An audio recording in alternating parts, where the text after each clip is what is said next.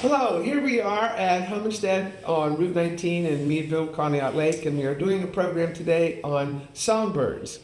And I want to introduce two people to you. I have with me Dorothy and Sue. Introduce yourselves, please. Hi, I'm Dorothy Krupa. I'm a capture and transport volunteer with Wildlife in Need, and I capture and transport sick, injured, and orphaned wildlife to licensed wildlife rehabilitators when it's needed. Yeah, we've talked about that before, too. Okay, Sue, what about you? Tell your part again. Maybe they'll recognize you by now. Oh, no. Okay, I'm Sue DeArment. I'm the founder of Wildlife in Need Emergency Response of Pennsylvania. Okay, and our topic today is songbirds. Tell me everything I need to know about songbirds. They're beautiful most of the time. They are. They're beautiful. People love to feed them so that they can get them around their house and hear them sing. First, I'll tell you what songbirds can, what songbirds are, and what songbirds aren't. So when we're talking about songbirds, we're not talking about some of the things we've talked about in previous programs, raptors. Like we're not talking about hawks and owls, or we're not talking about waterfowl or shorebirds. We're talking about birds that technically they're in the order Passeriformes, but they're also perching birds. They perch. But primarily, they're songbirds because they sing. And they have, like people have a larynx, they have a syrinx. And their syrinx is better developed than other birds so that they can actually sing. Most birds will make a call. They'll make short notes that they call, but songbirds really have a longer and melodious song that they sing. And what's that thing instead of the larynx? What do they have? Am I pronouncing it correctly? Syrinx? Hey, I'm not good at pronouncing Syrinx. Wow, I never knew that. Yeah. And that makes it possible for them to sing. yes, it makes it possible for them to produce sounds that we hear and interpret as more melodious and song-like. And the belief is that songbirds sing for a couple of reasons. It's how they tell other songbirds of the same species, because, like we speak. They all sing each other. Yeah, they have different songs. They do. Different species have different songs. They sound very different. So they can identify others of their own species. It's how they can, it's believed that they establish their territory. So if there's a male bird singing in the morning, it's like, I live here and this is where I'm going to raise my family, so you should stay out. So they establish territories and also can attract a mate. So that's what the belief is for why they sing. What's the difference between, this is a crazy question, between singing and chirping, or is it the same thing? It's not, and I don't know that there's a solid technical answer, but a chirp would be a shorter call. The songbirds, The song is longer. I guess that's probably the most simplistic answer. Oh, wow. Okay, well, how many different songbirds do we have in this area? Probably hundreds. Probably. Yeah, I'm not sure how many would be native to Pennsylvania and how many migrate through, but several dozen certainly. What are the most common ones? The ones that we see the most are the ones that are usually the most visible, like cardinals, male cardinals. We see them, we hear them all the time. Now blue jays oftentimes they attract our attention because they call. They're that noisy. Annoying. Yes, they can't be. Robins are songbirds. That's probably one of the common calls we hear all the time without paying much attention to it. Because they're always here. They're always here. They're always here, and they're not, even though they are colorful with their orange breasts, they're not as strikingly colored as a scarlet tanager, Baltimore oriole. Baltimore orioles, I didn't realize that. I don't see too many of those. Well, almost all of the smaller birds that you would see, Like a finch and... Finches are, your house finches, your purple finches.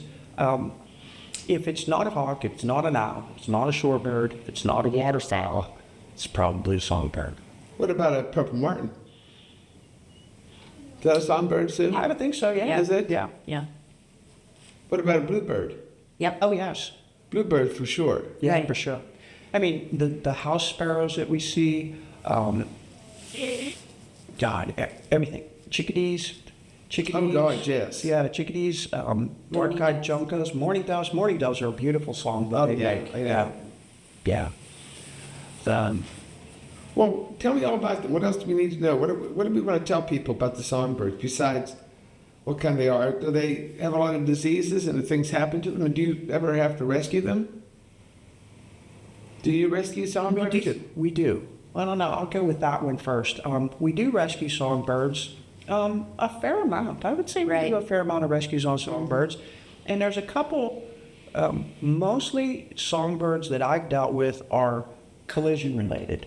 So either they get too close to a motor vehicle, and it's not necessarily that they were hit by a motor vehicle, because they're such a small, delicate animal that if they were actually struck by a motor vehicle, it's the end. They can even get so close, and just the high wind that comes off of the vehicle, and if let's say it crash lands or something, and it gets a concussion.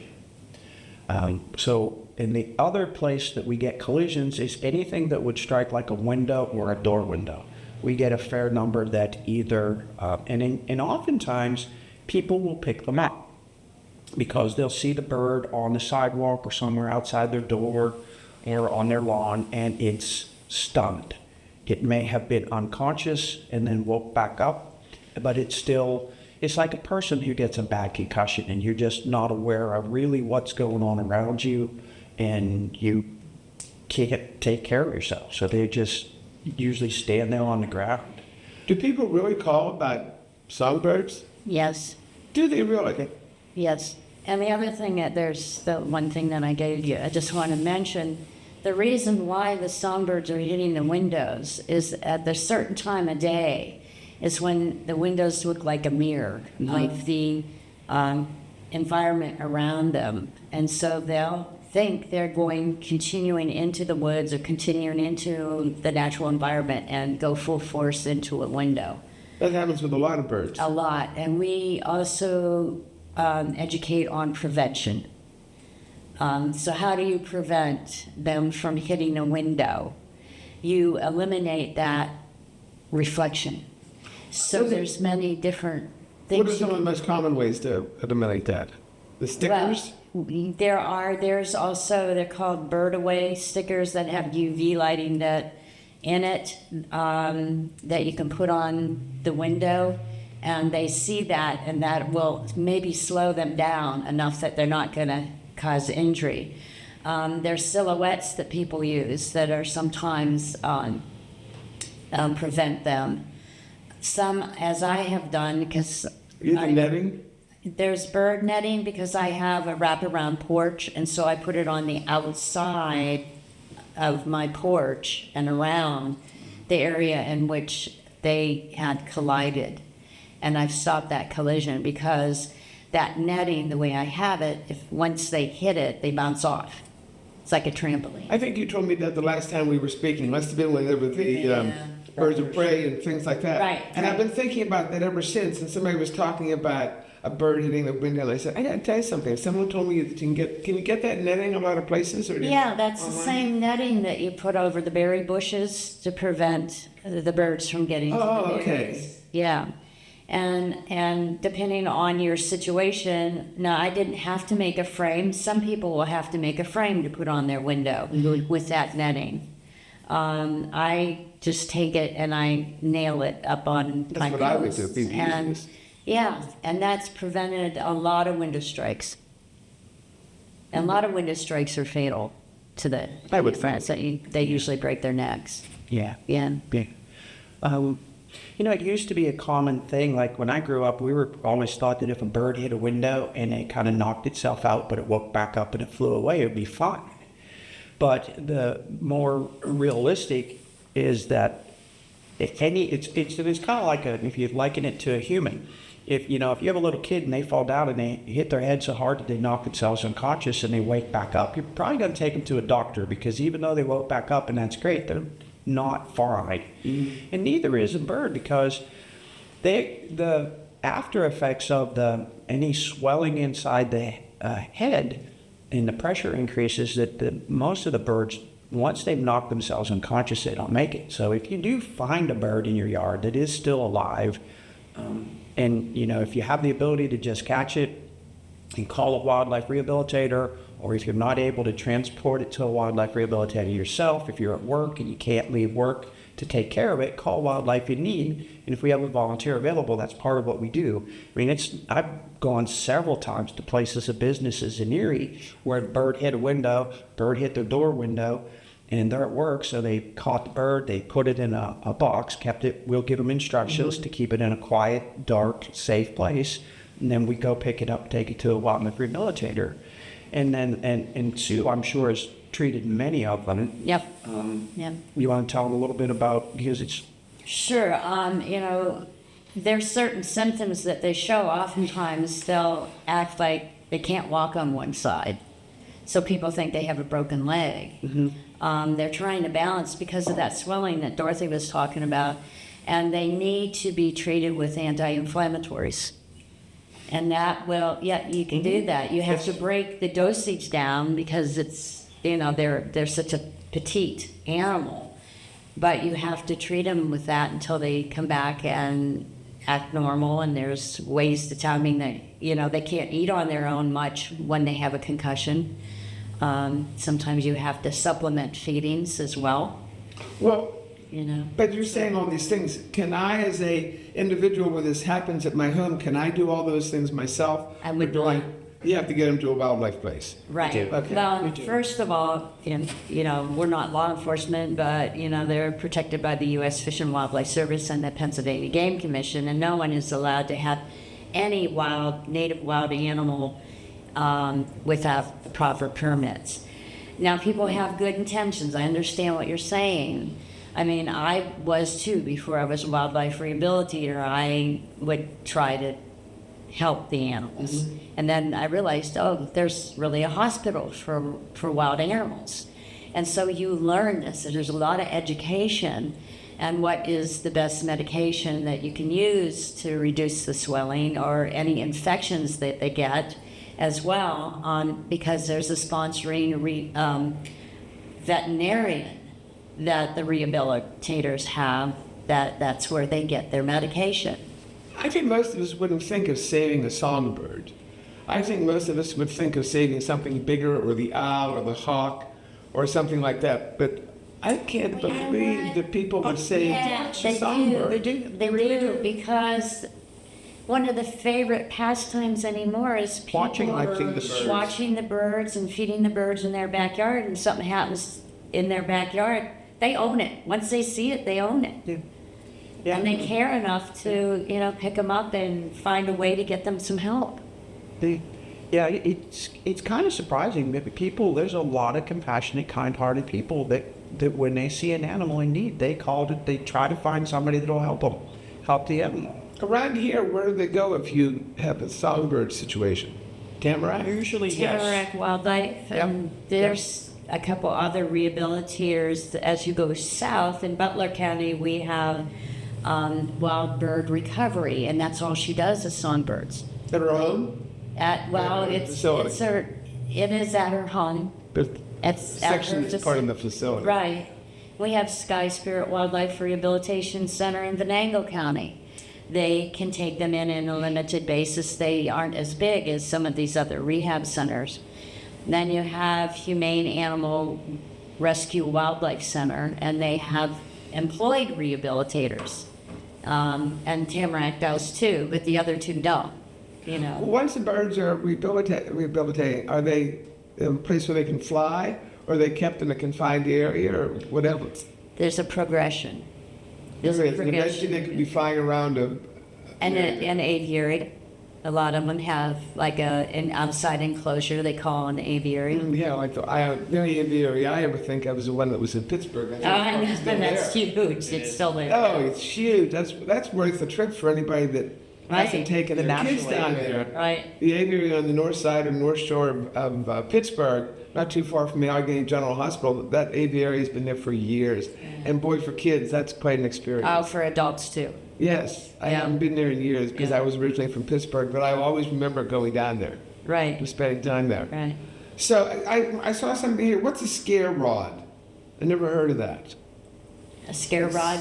It says deter birds, decals, scare rods, netting, and reflective tape. Those three are Well, usually- the what's a scare rod? rods usually are for the pigeons or Oh. anything that they try to land on or whatever, but anything that is that would alert them.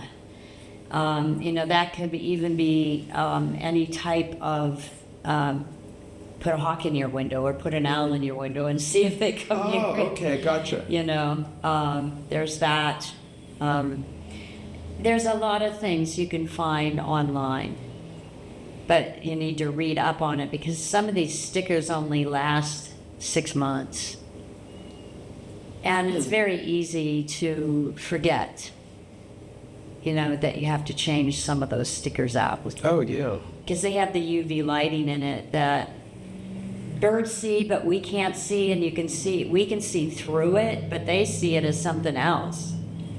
And it alerts them. Now, not to say that they might not try to go around the decal or whatever and hit the window. Not as much, But most of the ones that hit windows and have things like that or cars, that's usually the older bird. Does that happens to as opposed to a little one? I'd say the young, well, I don't okay, think the little one's falling out of the you're, nest. you're talking something we could talk a lot about because, the young are just like our young. They have to learn. And again, and that this can go into please don't kidnap as well. When you have young songbirds that don't fly straight out of the nest, they end up flying down on the ground. Oftentimes, especially, I'm looking at robins a lot. Mm-hmm. There's robins all around, nests all around my porch. Oh, sure. And I've seen them, when they get too full, the most healthiest one is Kicked out. kicked out. He's hopping around, and Dad takes care of him. So Mom has the duty of being on the nest. Dad takes care of them as they're learning how to fly. And so they hop around on the ground for several days trying to learn how to fly. At that point, they're subjected to predation. Think. There you have any type of, birds of prey would go after them. Mm-hmm. Blue jays, I've had this happen when I was rehabilitating. I had walked down back and I saw a little fledgling on the ground, and this blue jay came down and boom, that was it.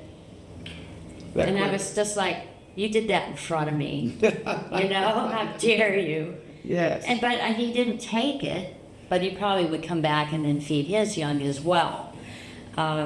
So, yes, they're subjected to predation, and the worst thing is cats. Oh, of course. Any cats, whether it's your pet cat or whether it's feral a feral cats, cat or anything like that, they'll go Well, out. dogs will kill them too. Oh, absolutely, if they have an It's a opportunity. toy. Sure, Absolutely. absolutely. And everything Yep, is. yep. Pounce on them and all that Yeah. kind of stuff. Now, sometimes they do run into problems as well.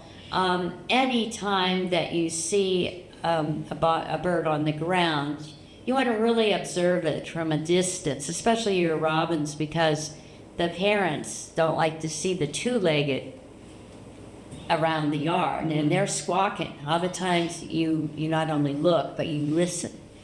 And if you get too near their baby, they will really squawk. Now, if you find a baby, or a fledgling or a nestling, because nestlings get kicked out of their nest too. A nestling is one that's too young to fly, and What's a fledgling? The one that. and the fledgling is learning how to fly. The feathers are developed, but he just has to build up. Okay. If they're hopping and not falling over, that's usually an indication he's doing fine. And they will hop to where the parents are calling them to, or sometimes the parents will come down and feed them and then take off real fast because they don't want any attraction to their young. However, if there's any blood, bugs, any bugs around that bird's in trouble. So that's an immediate, get it to a rehabilitator as soon as possible. And we do that. Or we ask the people if they can.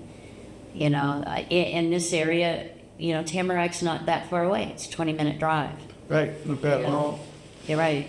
So that there's a lot of awareness when it comes to people observing these animals to determine whether or not they're in need of help. And we can ask questions too when they call our hotline. Once they get a hold of somebody that has some experience with capture, there's some questions that are usually asked, because we don't want to kidnap either. The best scenario is to make sure that those babies are reunited with their parents. And tell you the truth, a lot of people say, well, we have so many cats around. I hear this all the time. Yes. Well, if you want to, you can take that baby robin and take it a block away, and the parents will find it because he'll be chirping. And they know their children's sound, just like people know their children's sound. Or you can put it up in a tree. The one thing I did one time, I was driving to Tamarack, and a little cardinal started across the road. I stopped because I almost got hit from, and I pulled over, stopped, and I took that cardinal and I put it over into the field area. And somebody was watching me, and I didn't know that. And it's like, here's a crazy lady. For heaven's sakes. So there's two things. I've done this before as well. I've either put them over into the field area or the yard, or I take them over to a branch, and they get them to sit up on the branch. They're not afraid of us. They don't know. They just simply are oblivious to any of the dangers around them. It's a learned behavior for them. What about the fallacy? If I touch a bird, the mother will never come back. Like bunnies too. They say touch bunnies. No, that's a fallacy. That's a fallacy. On birds for sure. Then, if you touch birds and help birds, Mom and Dad will come back if they're around. Okay. Yeah. That's important, because I think that was always our feeling. Don't touch something. Never touch a baby of anything, because the mother and parents will never come back to get them. That's false. Now, if there's blood, there's difference. A blood with baby rabbits, parents won't come back. But if there's blood with baby rabbits, they need to go to wildlife. Yes, that's true. Yeah. So, yeah. So we go back to birds now, because But birds, they don't know. It's depending on the species and depending on what's wrong with the baby. If that baby doesn't fall on mom and dad, they'll leave them because there's something wrong. Mm-hmm. They can't spend the time to rehabilitate their young because they're busy, taking care of those that are healthier. Right. And so it's sort of the natural selection process. Those that are weak, that can't keep up, are left. One of the other things you have here on the table is disease and sickness in songbirds. Is that just in all birds, isn't it? Or is it more common to songbirds? Well, yeah, but in particular for those that are feeding these songbirds, they have to make sure that they clean and sanitize the feeding stations. Well, they don't do that. The parents. I know they don't do that. People don't do it, do they? Yes. They should. Oh, yes. They really should. Most people do it? Yes. Well, they should. Well, they should. If you're knowledgeable and serious about taking care of the birds, because, yes, if you're knowledgeable and you're serious, yes. I mean, I rinse mine out on a regular basis. Rinse out the feeder. the feeder. Yeah. Do you feed birds? Do you feed songbirds in the summer? Then you fed them in the winter. Can't they get enough Some off do the it ground? year-round. Some do it year-round. Oh, okay. Some do stop because there's natural things that are available, such as berries and bugs. But those they get used to feeding at a bird feeder, that's where your diseases happen. Disease happens when there's an accumulation of too many animals in one area. And feeding birds is something that causes a lot of birds that normally wouldn't to come and feed because it's easily accessible. So you have your tube feeders and you have your bird baths. Well, the tube feeder, I remember, I'm sorry to interrupt you, I was trying to think what I used to do. It would get kind of bunched up at the bottom. Yeah. And then with a little bit of whatever, rain or whatever get on It that, gets- and then the it's just moldy, really- it's a mess. Yeah. Yes. It's a mess. It's moldy. See, you need and to do that yes. regularly. Yes. Yes. At least once a month.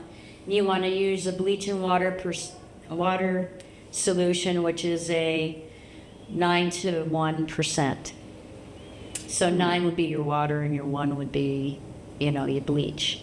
We'll just clean But them out. first of all, you want to clean them out with soap and water, and then you want to soak that feeder in, or if you can put the solution on like an outdoor feeder that you can't move. You do that for 10 minutes. Well, let's go back. And then Wait, rinse we're too it, fast. and then- I'm stuck. So I Okay. look at my feeder. Are the tube feeders the most common for the songbirds in It in the depends. summer? That's for finches. If people Right. want others, you have your the soot feeders as well. Okay. They're a wire coated Right. type thing. You want to do that as well. You have those that are flat surfaces that has a little Oh, roof yeah, over right. it. And boy, you get a lot of animals. You're not only feeding in there, they poop in there. Once they eat, they poop, and it goes right in there. And all of that can cause spread of diseases. Do all birds use feeders? I thought robins fed off the ground. Well, they Oftentimes, yes, but with this weather we've been having where it's spring, it's winter, it's spring, it's winter, it's spring or winter, I've been watching a robin come over to my bird feeder, Oh, and okay. I feed a mix of sunflower seeds, some whole, some already with the seed out. There's some peanuts, there might be, depending on what mix I buy, they might put some raisins or cranberries in it. And I've been watching the robin feed, especially when the ground is snow covered. So he or she is over there getting the meal when they can't find the worms or something else on the ground. And the other thing I do at my feeder, because Sue's 100% correct, not only do I get birds, but we of course feed the red squirrels, the course. chipmunks, Of course, everything. the possum, and there's a bunny rabbit that comes out and likes our bird seed who is eating there now too. So you do have to watch all the waste that they're defecating around there. I periodically rake underneath and all around where my bird Right. feeders are, especially because I feed the sunflower seeds. You get an accumulation of the shells on the ground, and I'll get rid of those too. Now I find that when I'm mowing the lawn, that blows a lot of that out. But if I haven't been, depending on the season, I rake it out too, and I don't let too much stuff accumulate on the ground underneath the bird feeder too, because some birds will. Seed inevitably gets knocked onto the ground, so some birds are down on the ground feeding, some are up on your feeder feeding. So, yeah, keeping the area clean and the feeders clean is important. Okay, let's talk about cleaning them again. I didn't mean to digress. It's okay. So what are we going to use for? We're going to clean. We're going to take all the seed out of the feeder, no matter what the feeder is. Right. And, Okay. or this, the soot.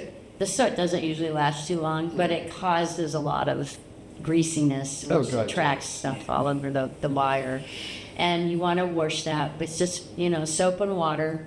And then you have a solution of, Well, do I let it dry after I wash it with soap and water? you don't have to. You rinse it and then you soak it in the 9 to 1 percentage, 9% water, 1% bleach for 10 minutes. Oh, okay.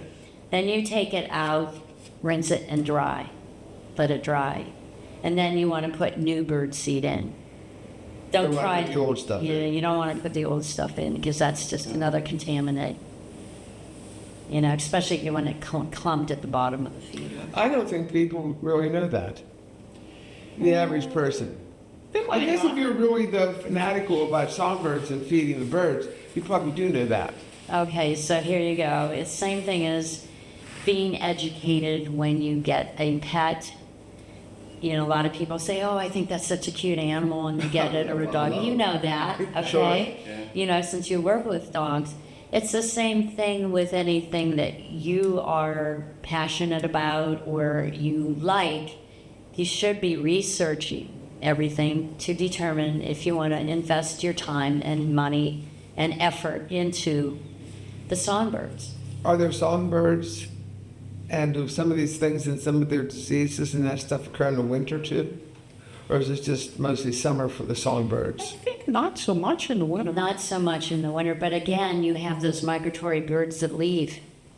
So you don't have the same type of birds in the winter as you do in the summer.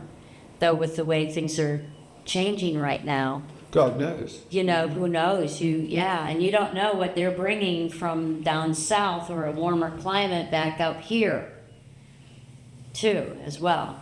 Now, one of the common diseases is conjunctive eye disease, and your finch-type birds, and they've also found it in other birds as well, which is a virus. Eye disease. Yeah, and that's manageable and that's treatable if taken to a wildlife rehabilitator. No, wait a minute. How am I going to catch a bird that I think has conjunctivitis if it's not injured laying on its side They're or blind. struggling? They're blind on one side or the other or both. They become blind. Oh, okay. So then I might see that one not moving or whatever. Then I could grab it. Right. I'm sort of thinking, Right. God's name, I got to catch Not- this bird. yeah. It's got conjunctivitis. You also call us. So I would be calling you, but I can't imagine. I know. It's a good point. I know that your bird can fly. Yes. It's not easy. It's not Butterfly easy. net. We've Butterfly done, net. well, yeah. Butterfly nets. Yeah. You could probably, if it can't see, you probably could catch it with a butterfly net. And here's another thing you can do. This is an old, Wives' tale? no, we're at the point now, we have such new capture equipment. There's this old school thing. Okay. If the bird is small, big enough, or like not something that can get through the holes of a laundry basket, Okay. you can actually get a square laundry basket and you put, food under there, or if you had already been feeding there, you can set that there and get a twig that has a V in it, and you put that edge of the laundry basket in that, so the laundry basket's up off the ground, and then you connect a string or a cord to the bottom, and you go away like behind a door, and you watch and you see, oh, okay, my targeted animal is going under there, and you pull How many that. birds have both of you ever rescued? Oh, I get done. 50? More. Really? More. Do it all the time? Yeah. I just, It's hard to count. We just do it. I had taken a hawk to Tamarack Wildlife Center last week and was driving back to Erie along Route 99. And I see this male cardinal standing on the berm of the road about 6 inches away from the white line, and he's just standing there facing the road, and that's not normal. It's not normal for a songbird to be standing on a berm. Other animals will scavenge, like hawks, turkey vultures. They'll scavenge on something, but not a songbird. So I drove past it, didn't move. I said, it's like, that needs checked. In my opinion, from what I've seen in my experience, it needs checked. So I turned around, came back, pulled over, got my crate out, got my net out, walked across the road. people think you're nuts. They do. Yeah, they do. That's, yeah. I'm sure. But we're crazy. Crazy ladies or crazy I'm sure. We're guys. crazy because Yeah. most people don't do that, even in their yards. I know. Because we're more aware. Yeah, but we are aware. See, as soon as I saw the bird, I knew something was wrong, and if it didn't react when the car went, because it's this far from my car, and if it doesn't react to that, so it's still, actually, I talked to the wildlife rehabilitator at Tamarack yesterday. It's still being treated because it has a concussion and it's showing some symptoms still. It's so hopefully it'll resolve and be okay to release. But So you saw the cardinal and then you stopped and got it. and then I went right back to Tamarack Wildlife Center and gave them a cardinal. Yes. What does the average person have with them in their car that they could do that? Nothing. With a small bird, well, I'll tell you what. With a small bird like that, You had a Cool Whip container I saw a picture of. right? That's for something a little different we can get to. But actually, with a songbird, it is so easy. If you have a paper bag, if you have a grocery bag, if you have a small shoebox type container, you can put a songbird in. Because if I had a small brown paper bag, I could put that songbird in and just roll the top down, and if I tape it shut, or maybe I can, I just want to keep that shut so the bird doesn't recover and start flying around the car. That's, that's just a whole other situation. But almost any kind of container or bag that you have. That's what you're wearing. Like What can you take off that you're not going to expose yourself? Right. We've had our capture and transport actually take a blouse off.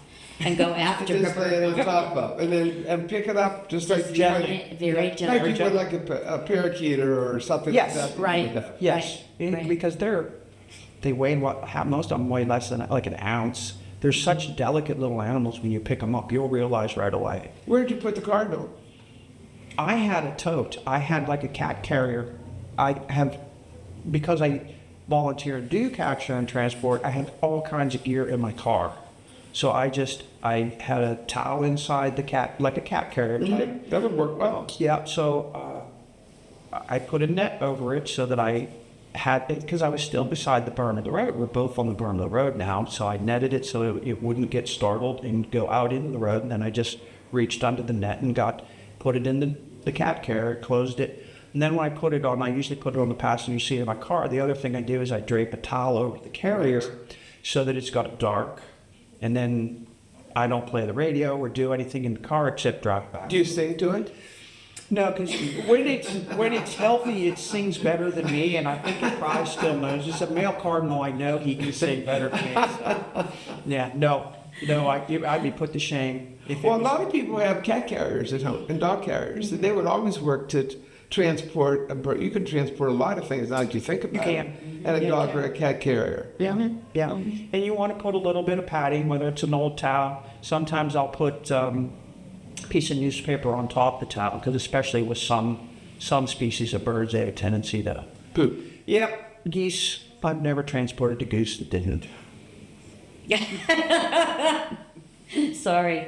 I know. She was known to go, oh my God. Oh, yeah, I can't sure. see that. I'm sure, yeah. Well, what else now? Let's talk. The Cool Whip container, because we were talking about young Oh, wait, birds. did you talk about this? Wait. We did. We talked about the disease and sickness. Well, and How about the bird bath? The bird bath. Same thing. Same. Every bit as important to clean the bird bath. Very important to clean the bird bath and change the water. Make sure no fungus or algae is growing in the crevices of the bath, depending on what you're using as a bird bath. I mean, I actually use an old metal mixing bowl because it's metal. There's no crevices. It's real easy for me to clean it out. And I use a metal mixing bowl. They can stand on the edge, and they do it all the time. I fill it up. They drink, and I change their water. What keeps that from spilling over? Every day, remember. I change it every day. Oh, it spills over. I mean, it freezes too. I mean, so, Sure. So when it does, it does. I mean, I'm pretty anal about it, because and plus we have our bird feeder set up. It's right out the kitchen window. So every time we're at the kitchen sink and we look out the window, there's the birds. So you know they need fed, and you know they need their water changed, and you go and You're making me think I need to get a bird feeder. I love watching it. I do too, and I used to watch it all the time, but I had cats at the barn. Yep. And that was just like feeding the cats. Yeah, it's a smorgasbord, yeah. I know, and that's why I've stayed away from them over the years. I Right. used to have them all the time. I had a lot of those tube ones. I had them all Yep. over the place, and the regular feeders. Right. So I've just given up on that because of my fear that I'm just saying, well, come on over here and eat a bird. Yeah. I can't do that. The other point I'd like to make about feeders is, and there are some people, and it can be a concern when you have songbirds and small birds coming in, that hawks oftentimes feed on small birds. But if you're able to keep your feeder close to some trees or bushes, again, we're fortunate where we live. There's a row of red cedars right along our fence line, and I keep the feeder up just a foot or two away from the red cedars, so the birds are always in and out of the cedars. They're right back and forth. They've got shelter. I actually watched a hatch-ear red-tailed hawk last year. It hung around our house for a couple of days, and it left, and I'm pretty sure it couldn't get the birds where they were, because they go right back into that tree, right back in. They don't have, so there's no clear They need the flight path. Right. Yep. So if you're concerned about hawks or something, try to find a tree, keep it near a tree, keep it near some brush, and give the birds a place that they can very quickly go to shelter. How bad is an issue of disease with the bird baths? If you didn't clean it, it wouldn't. We wouldn't get disease pretty fast. Yep. I wouldn't worry about algae and stuff growing in it, and then I don't know what that does when the bird ingests water that has had. Yeah. Okay. It's not. And again, they defecate, you know, and anything like that, anything that would be from internal that ends up in the bird bath could be a potential for disease. And remember, they both drink water, but then they also do bathe. They bathe in water just to keep their feathers clean. They get rid of any mites or things on them, and birds are meticulous about cleaning themselves and grooming their feathers so that they can maintain their body, helps them maintain their body temperatures and helps them actually be able to fly to keep their feathers groomed. So they bathe in the water. I'll think of my dogs that drink out of the bird bath. Mm-hmm. That's typical with a bigger dog. Absolutely. Perfect place to drink water. Okay, back to the Cool Whip container. Okay, sometimes during storms or, you know, something will cause a nest to break up, and you happen to find these baby birds on the ground, some not having many feathers. And so they need to have their parent. You can, to help them better become a bird that they should be, you know, and again, during the summer, the rehabilitators are inundated with young songbirds. So we, as rehabilitators or capture and transport people, want to make sure that you're giving these animals the best case scenario in order to survive. Oftentimes, and most common thing is your robins. And if you have a Cool Whip container, and in this picture is a Cool Whip container, a berry container, there's also a berry container over here, that you can use to support a nest. Now you can either pick up the nest that is on the ground, but if it's saturated, you want to make sure that, you know, you use dry grasses or straw and build a nest within the container. Before you do that, though, you have to prepare the container so that water comes out of the containers, and you also want to make sure that you have holes enough to, I don't know if you can see that, but on the bottom, Oh, yeah. okay, so there's plenty of holes. What are the sticks sticking in here? And what they are is wire, because you're going to have to hook that to the branch. Now, important is that when you hook this whole container with the nest in it, that it's not out in the open like this. Okay, so Okay, that's- you want to make down sure here. it's in by the trunk. Okay, so also the important thing is you don't want to put cold birds back into that nest. So oftentimes you want to try to hold them with gloved hands and try to warm them up. A normal bird temperature is 101. You know, so you want to try to find a way as you're doing this to warm those babies up, because if they're not warmed up, they can't chirp or make little peep noises to attract their mother. Okay, so I mean it's you know, you have to follow these directions. Also, you notice on this picture that you have your container, but you have the nest that shows up above the lip of the container. You want to make sure that you're not tucking the birds down in too far, and that the material that you're using for nesting Can you turn that towards is actually above the lip of the container you're using. Now you have to determine the size of your container by the type of bird it is. If it's a small bird, you can use a smaller container. You might have to cut it down a little bit, but when you put that nesting material in there, you want to make sure it's above the lid of the lip of the container. Then you put these warmed birds in the nest once you've tied it to a branch closest to the trunk, so there's a lot of coverage. Then go back into the house. This is so important.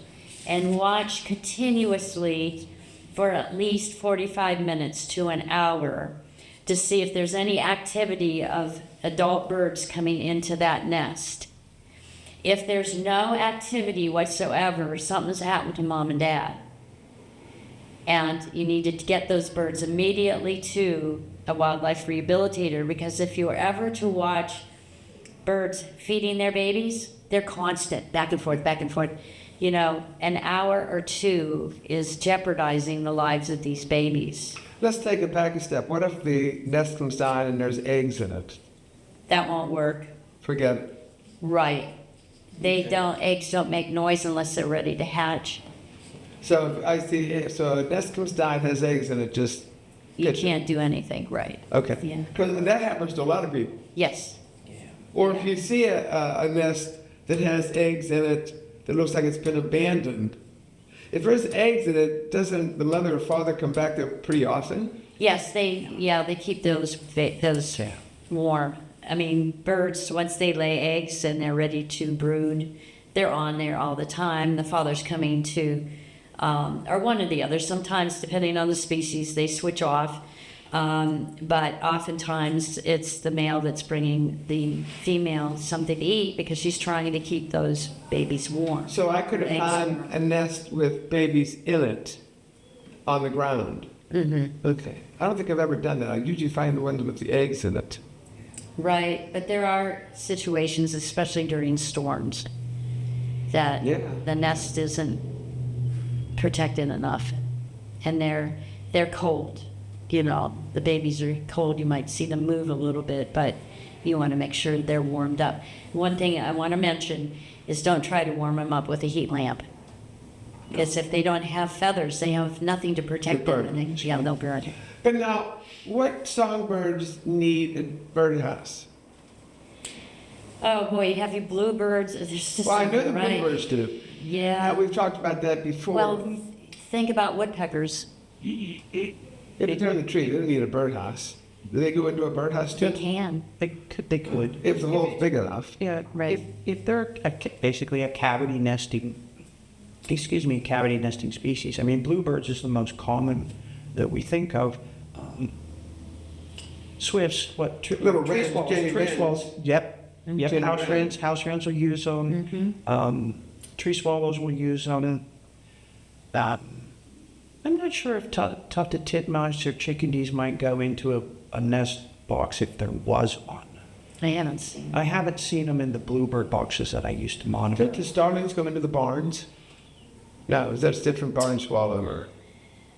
Barn swallows are, starlings seem to be pretty opportunistic for where they'll build their nest from what I've seen. Are they the ones that go into a purple martin house? Who goes into I think that? a purple Aren't supposed martin to be in house, there? I don't know, I would think a purple martin house, the opening would be small. I don't know that a starling would get in it. I would think English sparrow would. but a house man. Yeah. Your starlings have a tendency to go into cavities, usually down a chimney, in the vent to your dryer, or into the eaves of your house. Now, Yeah. Huh. Oh, wow. What else do you need to know about these songbirds? I'm a little concerned. Let's see, the things that amaze me the most is that Cool Whip container. I like that part. Well, it's just because that's robin size nest. yeah. Yeah. Yeah. We had talked. You had said you don't currently feed birds, and that's fine. But for people who might want to attract more birds around their house in the long term, if you move toward planting native plants, native flowers, native shrubs, native trees, because the birds, and some of those might be berry producing or seed producing, but the other thing that happens when we have more native plants around, the insects that use those plants. Mm-hmm. Birds, of course, some birds eat seeds and eat berries when they're available, but most birds will eat insects also, and especially important in the breeding season when they're feeding their young. They'll take insects back to their young. So having native species around your house, if you can trend away from the ornamentals and move toward native species, it's Give me an a way to attract. Of a native species. You know I was going to ask you that. Using these words. I'm going to go with like shrubs and young trees like witch hazels or spice bush or Butterfly bush, no? you know, I just read some. I was reading a list of plant this, not that, and butterfly bush was on a not that. So I don't know if that particular handout I was reading from Audubon. Some places like Audubon Society has lists. I think it's serviceberries, Amelantra species. Where do you get those? Greenhouse. Well, I mean, you need to be careful because most of the common things, because people are so used to planting ornamentals and hybrids, that many greenhouses don't have native. So you do have to be careful when you're sourcing native plants that you do get. So native species that are plants native. for your area is what you want to plant if you want to Things attract that- the songbirds. Yes, because then everything that lives in that area, the insects and the birds that live and migrate through, are all adapted to the area where you live. Any berry bushes, you try to plant Blueberries?